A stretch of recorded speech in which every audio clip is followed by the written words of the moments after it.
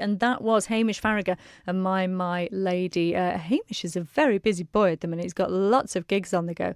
And one of the gigs he is involved with, I'm delighted to say, is the Summerland Memorial Concert, which is happening next weekend. It's come around very quickly. And the best people to talk about it, really, are Tina Brennan and Chris Gray, who've been involved with organising this for some years now. Tina, how long have you actually been involved with this? 5 years, Chris, isn't it? Five. Has it been going 5 years now? Yeah. But this particular concert then, it's an anniversary, isn't it, of sorts this year? It's the 45th anniversary, actually. My word. Yeah. So, it's a long time. It is a long time, but it's great that you are still marking the occasion in this way. And Chris, as a musician yourself, it's one of those things, isn't it? Music has the ability to just really affect us in ways that sometimes can be really healing. So actually for this sort of thing, to have a music concert, to notice this, to mark this is quite important.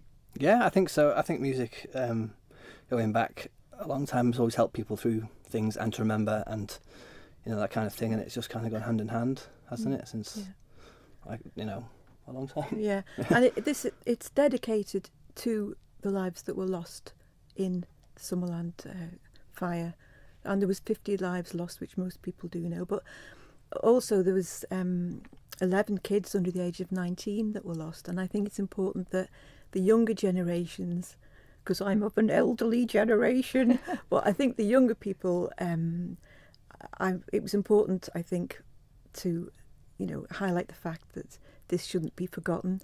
And I'm glad to say it isn't forgotten, because there's many schools all over the island now who are bringing this into their curriculum. So kids phone me and want my opinion on stuff.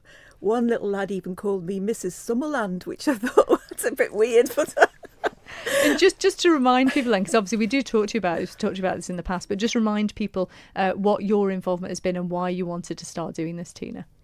Well, I suppose it goes back to the year dot when I was 19 myself, and I stood on the cliffs and watched the fire from quite close quarters. And actually a fireman did come up eventually and say, can you guys all move back, because there's tanks at the back of Summerland and the danger is they might explode and then you'd be in direct line. So yeah, we watched that, and I think it's true of anybody that watches any traumatic event, especially one where lives have been lost.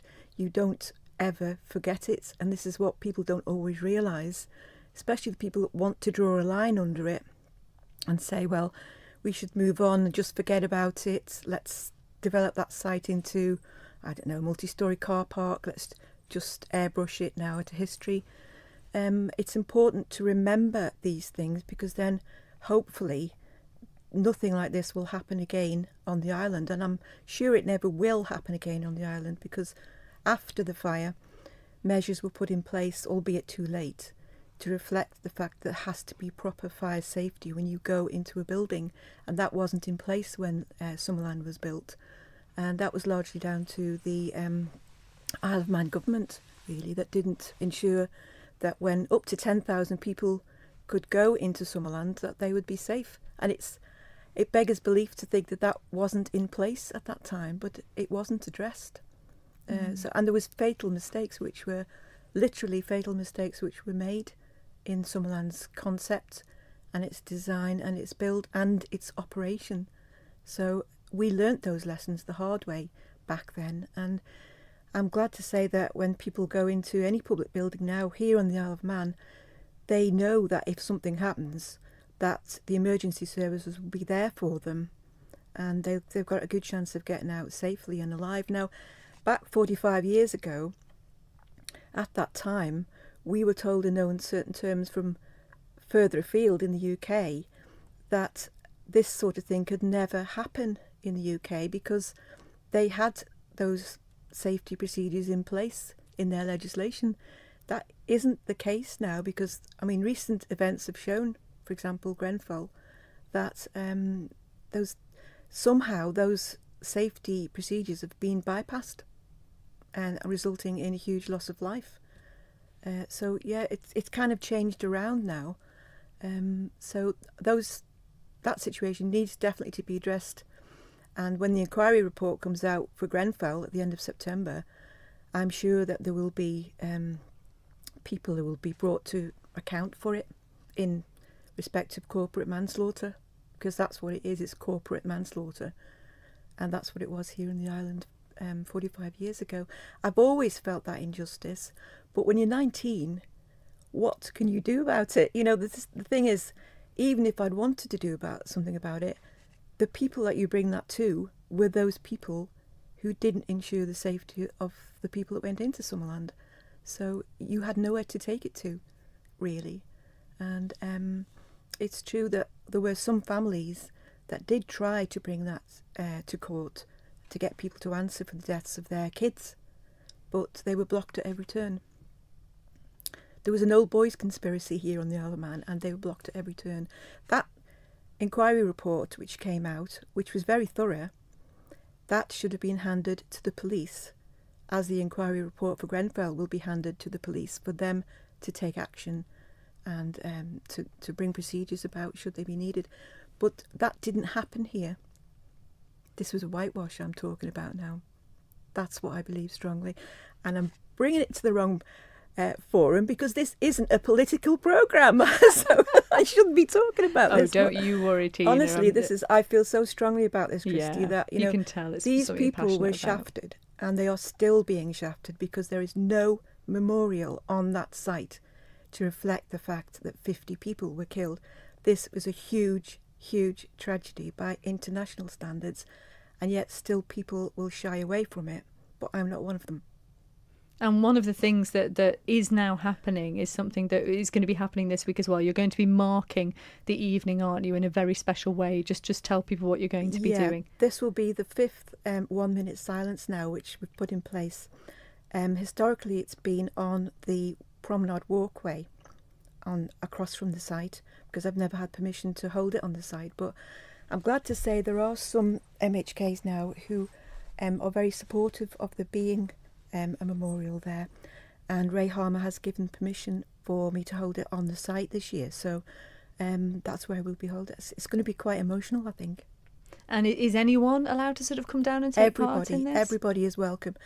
There's no distinction between class or rank or status, anything like that. Everybody is welcome, and I know there are a lot of people who prefer to stay at home and remember it in their own way.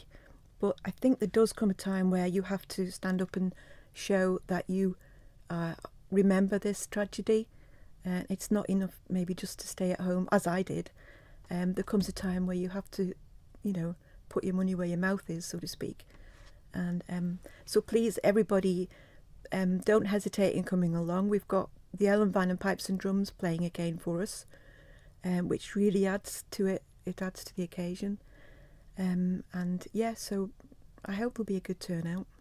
Well, fingers crossed. So just let people know again what time and where. Yeah, it's at 7 o'clock on the Summerland site, and please enter by the Terminus Tavern entrance, just in case anybody tries to run across the prom and there's another catastrophe. But yeah, so it's a Terminus Tavern entrance at 7 o'clock, and it's not set in stone. We usually aim for around about 7:30 for the 1 minute silence, but it doesn't always work out that way.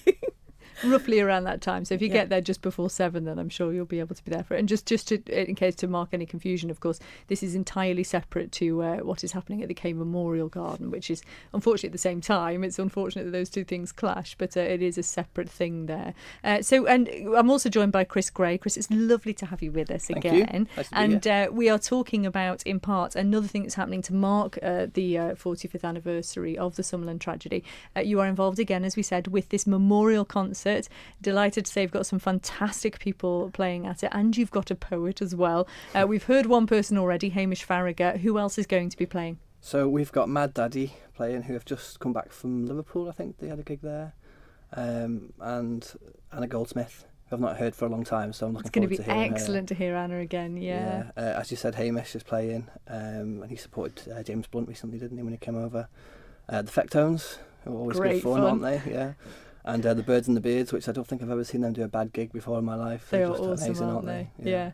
And funnily enough, I think that is the only band that Nell is playing in on the night, which is interesting because Nell is normally in every single band. He is. So, so that's the only one that he's in. But that should be good. But as I mentioned, you have a poet this time round as well. Tell us what's happening with that. Well, I don't know. We just kind of thought it'd be nice to have a little bit... Expand it a something little else bit, in there. yeah. So, we just thought poetry might be quite nice. So we've got John Dog Callister. Is going to be. And he's good fun, John. He's as well, great fun as well. I have to say that this concert, I mean, people see the name Summerland Memorial and they probably think it's going to be some sort of maudlin affair where, and it's not. It's a Not at celebration all. of their lives, and it's a celebration of our lives as well, and being together and having fun. And this is what people were doing when they went into Summerland that night. And it's important to recognise that as well.